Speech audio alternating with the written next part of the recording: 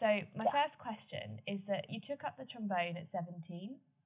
So within just 3 years, you were playing with the Royal Swedish Opera in Stockholm. So with your performances as a conductor, you've earned extraordinary critical acclaim, and then you've composed a stream of also really popular pieces.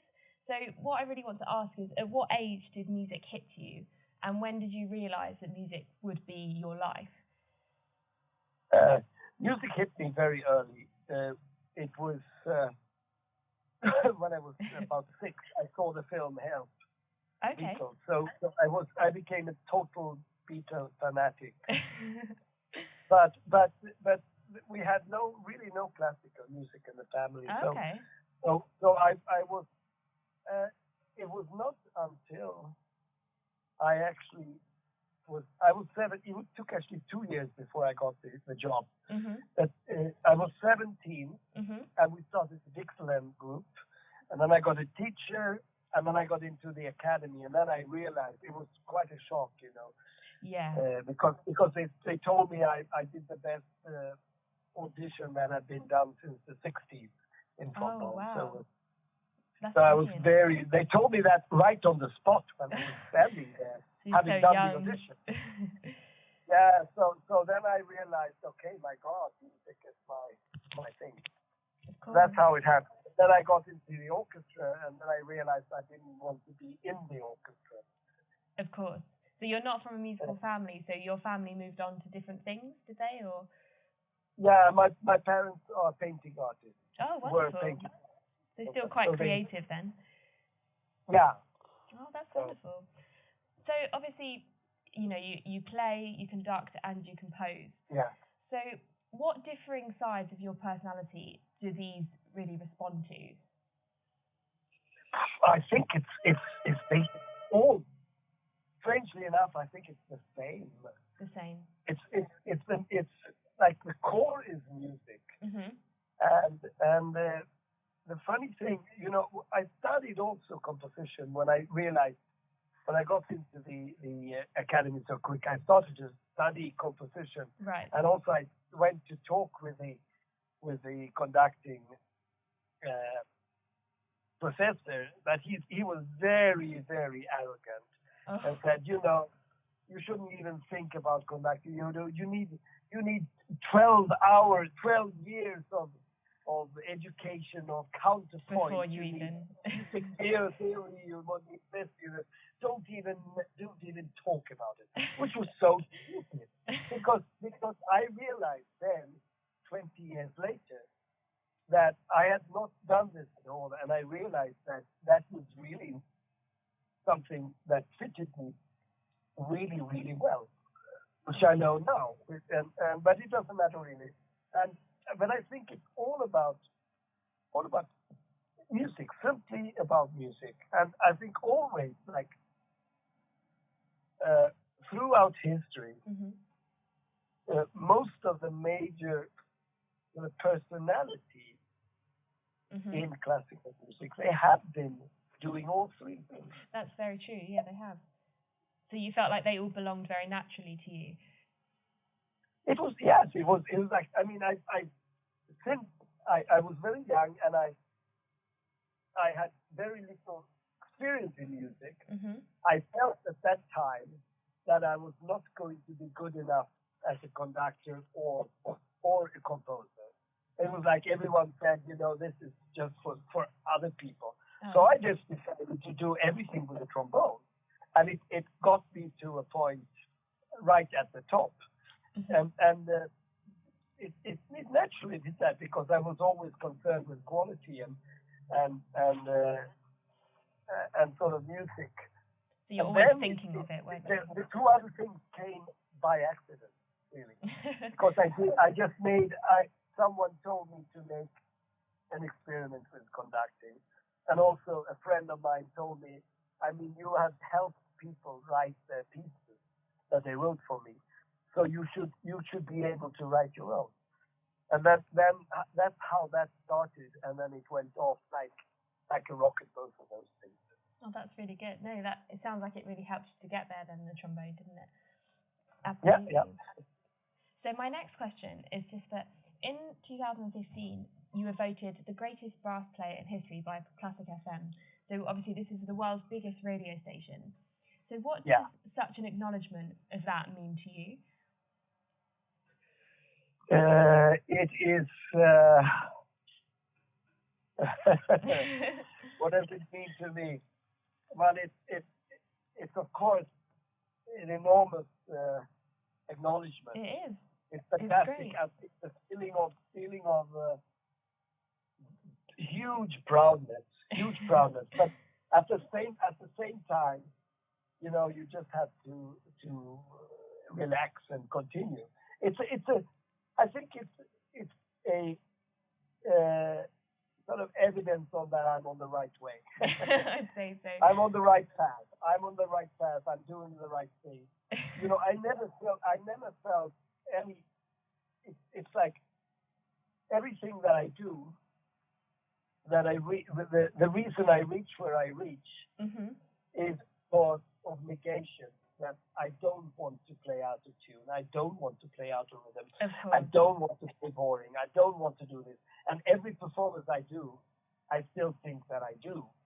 So every time I have a performance, I'm doing now this week. I'm doing Tchaikovsky 4, and I know after the performance, immediately I'm going to go to myself in my head and say, "What a shame that part didn't. What a shame that was not said. And what a shame." So for me, it's a constant growing. Always.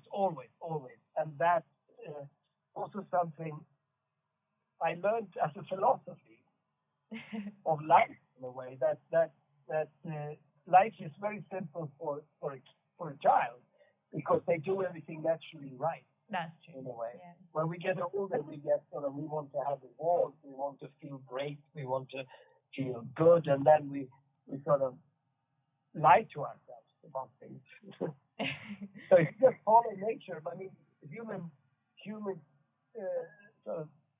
resources are enormous if you just follow them.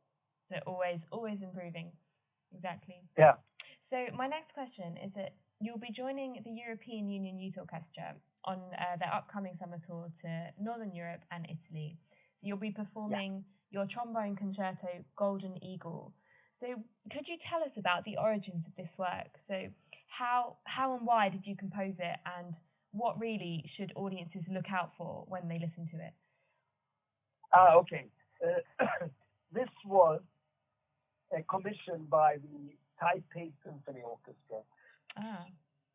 The Taipei Symphony Orchestra is an orchestra from Taiwan that I've been associated with for long. I've been soloist when I was very young, and also then I've been conducting them several times.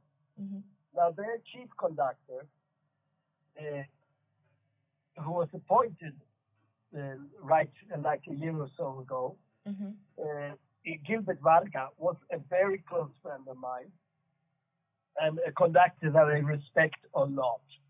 And he invited me, he said, for the first season, for the opening, he wanted me as a soloist. Right. And he wanted to commission a piece. And at the same time, he told me what he had in his contract. And that was that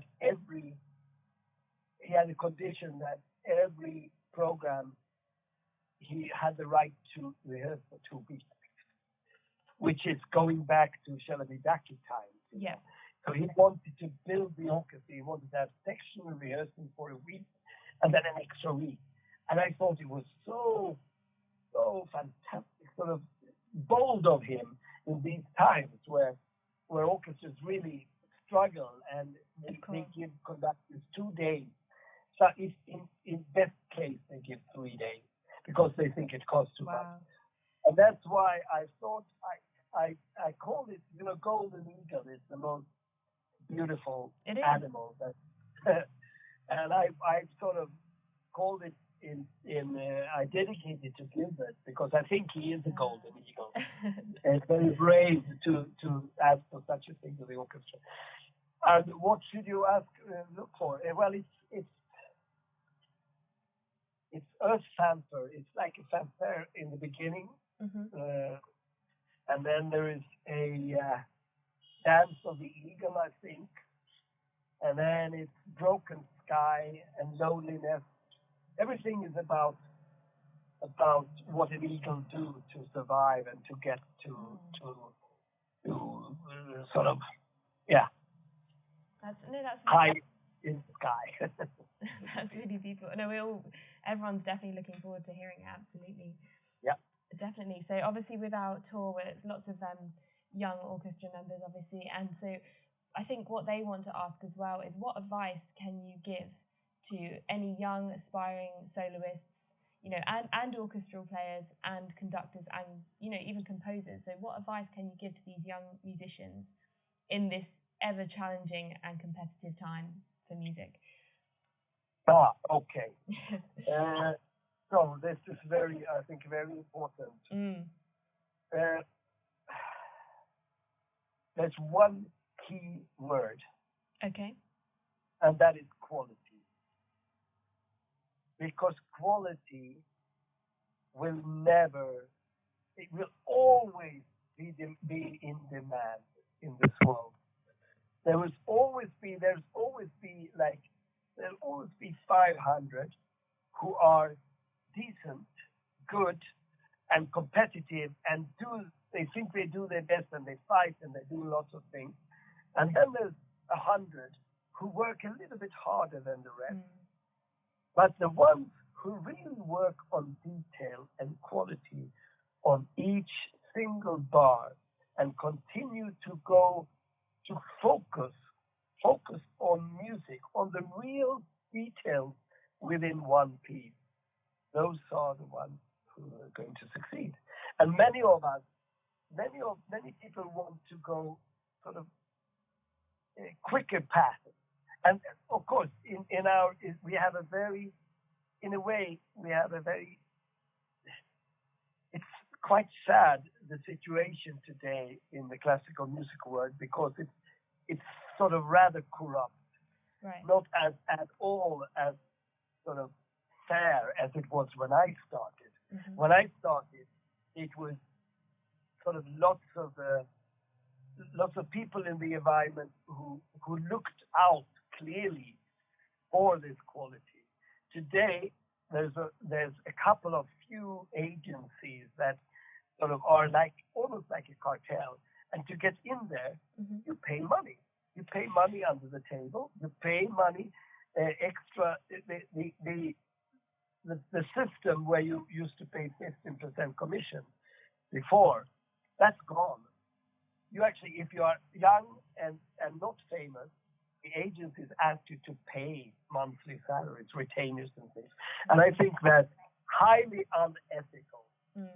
Unfortunately, it's going to ruin our business. But despite that, I think even in this corrupt world, if you are really concentrating 100% on quality and on the details, and of course consider that you have the talent. You have to have the talent first. If you do that, you're going to be very well off, and you will have a life. You will have a good life, proper earning your money. You might not sort of be the star of first page of a magazine, which anyway the artists are paying for themselves.